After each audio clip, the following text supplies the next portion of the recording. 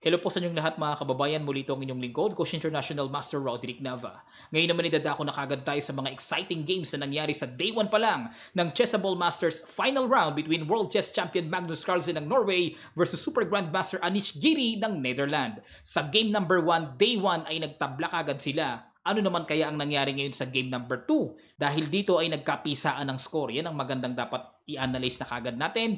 At sa mga hindi pa nakakapanood ng mga games na na-analyze na natin sa torneyong ito, ay makikita nyo ang links sa description below. Pakibisita nyo na lang po. Okay, so tinan na kagad natin. Magnus played e4, Giri played e5, knight f3, knight c6, at dito ay nag-bishop b5, Ruy Lopez. Knight f6, so pinili ni Giri na mag-Berlin defense. Ruy Lopez, Berlin defense. D3, anti-Berlin. So bigyan ko lang kayo ng idea bakit ano ba ang kahulugan ng anti-Berlin na yan.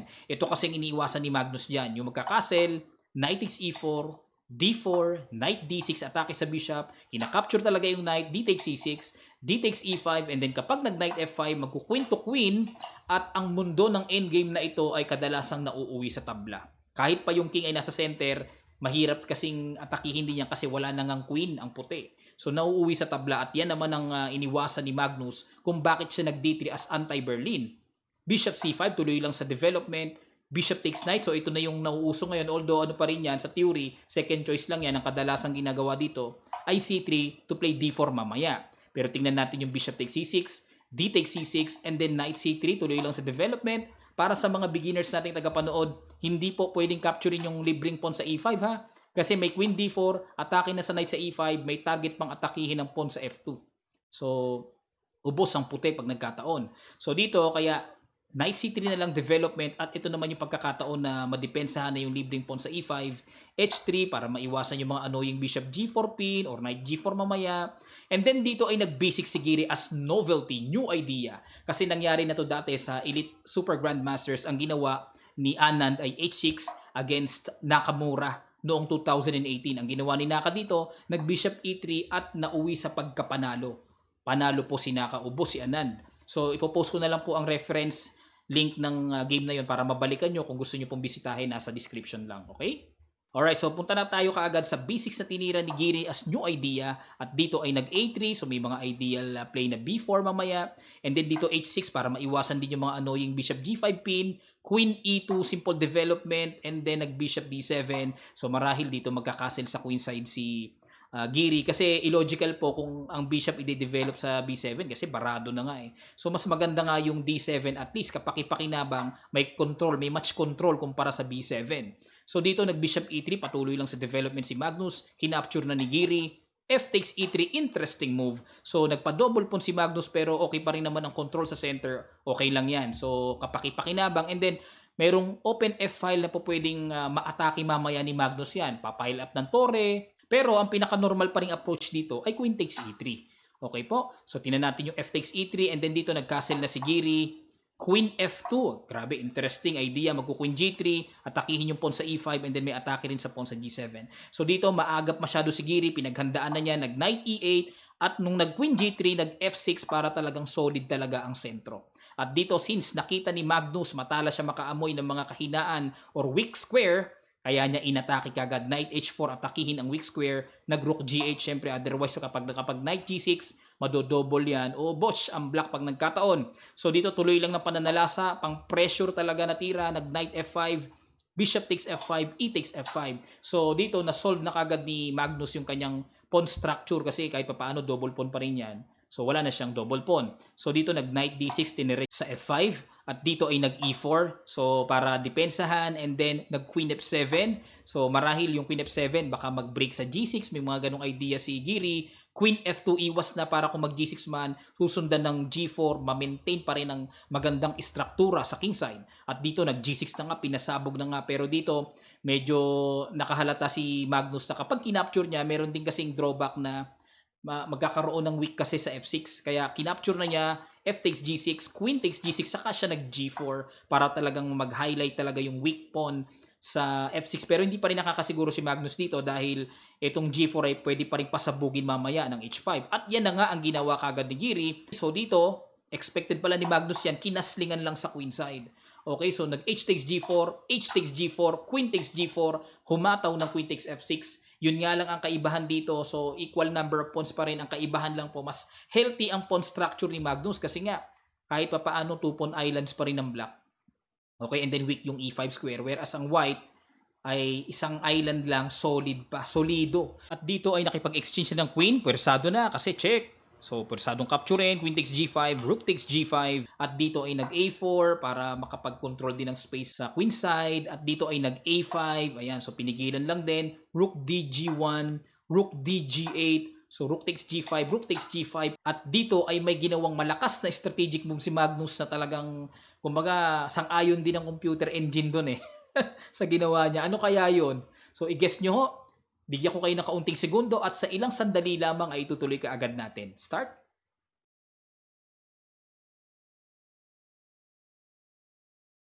Maraming salamat. Ang best move na ginawa ni Magnus ay Knight B1. So may kalaliman lang kasi magagawa lang itong Knight B1 kapag na-realize na meron kasing weak pawn sa E5. So papaano magagamit ni Magnus yung Knight niya para atakihin yung weak pawn sa E5. So gusto niyang imaniobra Knight B1, Knight D2, Knight F3 mamaya in the future. So yan po ang natanaw ni Magnus na kung saan good move naman. Sang-ayon si Stockfish 11. So dito nag B5 at dumiretso lang ng Knight D2. Okay, so sa mga ganyan po na libre, hindi na masyadong dinidepensahan yan ha. At wag din ka-capturein kasi mareremedyohan yung kanyang double pawn, mawawala double pawn niya. So okay lang din naman yan, sacrifice sa pawn sa a4. So dito nag-rook g3, pinigilan ni Giri kagad na makatungtong sa knight sa f3 para ma-atake yung knight niya at yung pawn niya. So yung rook g3 ang ginawa niyang pang solusyon. At dito ay nag-b3 na para at least may depensa na yung pawn sa a4. B takes a4, B takes a4, and then nag-c5. Ayan na, and then knight f1. So, ayan na, magmamaniobra naman sa e3. Ang likot ng kabayo ni Magnus. So, nag-rook f3 siya para mapigilan yung mga hindi ka nais-nais sa knight e3. Nag-king d1, genius idea, mag-king e2 para lubusang mapaalis na yung sumasagabal sa maaaring development ng knight ni Magnus. So, dito nag-c4 na si Giri, nagpasabog na. King e2, rook f7, then nag-knight d2, rook g7. So, hindi talaga pinansin ni Giri. Sinasacrifice nga niya. Okay din naman ang desisyon niya. Kasi kung pagpalagay ng capture ni Magnus yan, magkakaroon naman siya ng double pawn. So, dahil dyan, na-realize si Magnus, nag-king f3 na lang siya para manatiling fortress ang mga squares at hindi magamit ng black rook. So, dito, nag-king d7, angat lang. Rook h5, inatake yung weak pawn sa e5. Dito, nag-rook g1 na talagang ang naisip ni Giri. Kailangan kong mga likot, hindi dumipensa. Kailangan kong counterplay, counter-attack.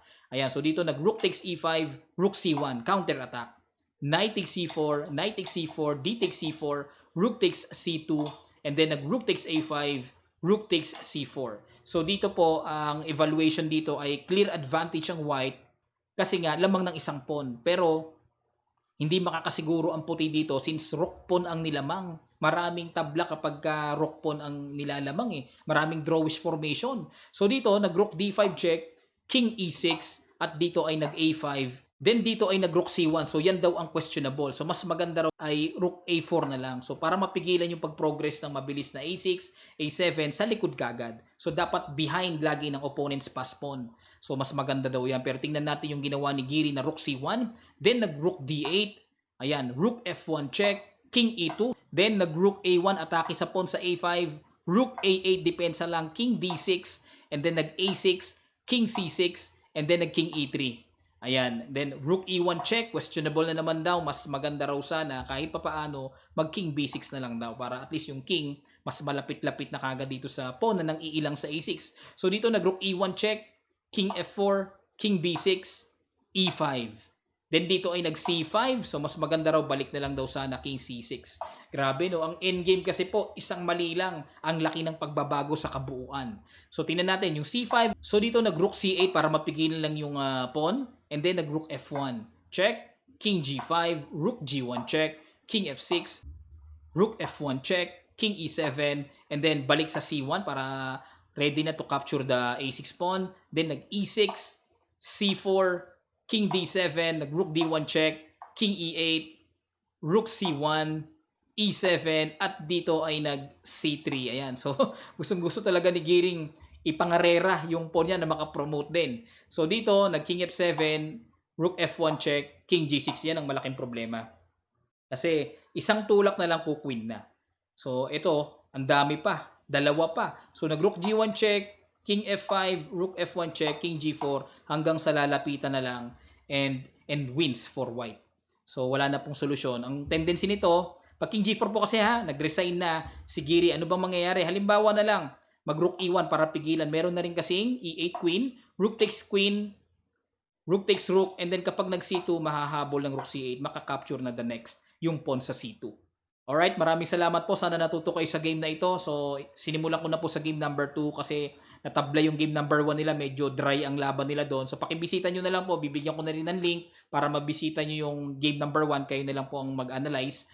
And then, ang i-analyze ko na lang ay yung mga exciting games kasi hindi ko po talaga ma-analyze lahat. Medyo kulang po ako sa oras. Busy, dikit-dikit ang aking schedule kaya pipilitin ko na yung mga exciting games na lang ang aking ma-analyze sa day 1 ng Chessable Masters. Maraming salamat po sa inyong matagang panonood. Sana po natuto kayo at kung kayo ay natuto, please like and share the video at sa mga hindi pa nakakapag-subscribe, subscribe na kayo at click yung notification bell na all para lahat ng ating mga bagong videos ay ma-update ka agad-agad kayo. Salamat po sa inyong patuloy na pagsuporta at pagsubaybay sa ating YouTube Chess channel at sa ating Facebook page na RNT Music and Chess. Muli itong inyong lingkod, Coach International Master Roderick Nava. God willing ay magkita-kita pa tayo sa mga susunod pang videos.